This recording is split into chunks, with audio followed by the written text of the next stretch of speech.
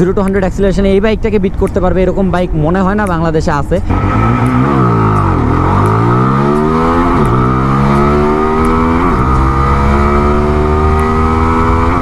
এখন আপনাদেরকে দেখাবো এই বাইকটাতে প্রত্যেক গিয়ারে টপ স্পিড কেমন যায়। First gear 50, second gear 77।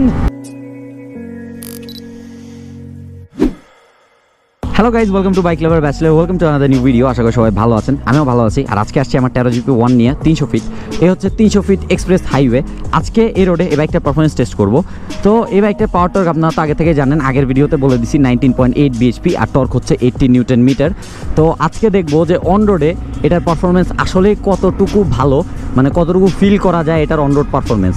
0-100 করবো, এর পাশাপাশি প্রত্যেক গিয়ারে কীরকম স্পিড যায় সেটা দেখাবো।